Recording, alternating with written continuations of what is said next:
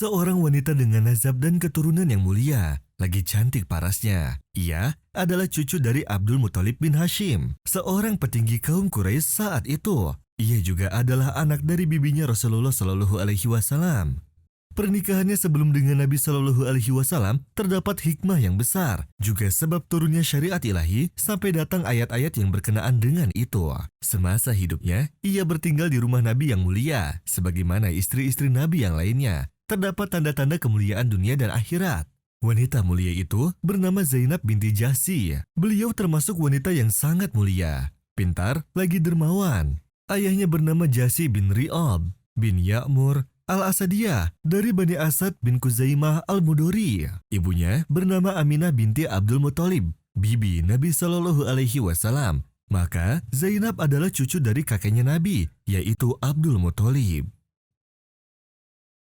Kisahnya dimulai saat di Madinah Al-Munawwarah setelah hijrah. Saat itu, Rasulullah Shallallahu Alaihi Wasallam mempersaudarakan para sahabatnya untuk menghilangkan adat buruk fanatik jahiliyah kesukuan, garis keturunan, dan kedudukan. Saat Zaid bin Al-Harithah mencapai umur menikah, Rasulullah Shallallahu Alaihi Wasallam mencarikannya seorang istri karena melihat dari kedudukannya bersama Nabi Shallallahu Alaihi Wasallam dan keutamaannya sebagaimana orang-orang yang masuk Islam di awal Islam. Sejak Rasulullah Shallallahu Alaihi Wasallam mengumumkan bahwa kedudukan Zaid seperti anaknya sendiri, maka beliau memilih anak bibinya, yaitu Zainab binti Jahsy, untuk menjadi istri Zaid. Akan tetapi, Zainab menolak pernikahan itu di awalnya. Ia pernah berkata, "Aku tidak menginginkan pernikahan ini. Aku lebih tinggi darinya dari segi nasab dan keturunan."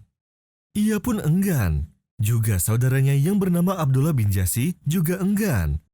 Dengan melihat bahwa Zaid adalah seorang budak yang semasa kecilnya dijual di pasar, sebagaimana budak pada masanya. Sedangkan Zainab adalah seorang wanita mulia yang garis keturunannya sampai kepada orang-orang yang mulia juga secara suku. Rasulullah Shallallahu Alaihi Wasallam menghentikannya seraya berkata, "Memang benar begitu adanya, maka menikahlah dengannya."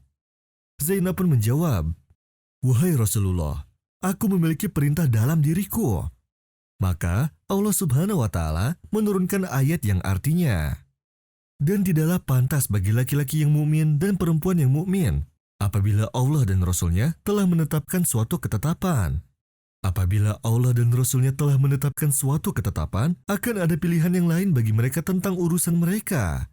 Dan barang siapa mendurhakai Allah dan Rasul-Nya, maka sungguh dia telah tersesat dengan kesesatan yang nyata." Maka Zainab pun menikah dengan Zaid karena mengamalkan perintah Allah dan Rasul-Nya. Juga karena ia berpegang teguh pada hadis, "Tidak ada kelebihan antara orang Arab dan Ajam, kecuali ketakwaan." Akan tetapi, angin pernikahannya tidak berjalan mulus seperti yang diinginkan kapal laut. Zainab belum bisa melupakan bahwa ia berasal dari garis keturunan mulia nan agung, berbeda dengan suaminya Zaid, dan hal itu menimbulkan perpecahan dalam kehidupan rumah tangga mereka.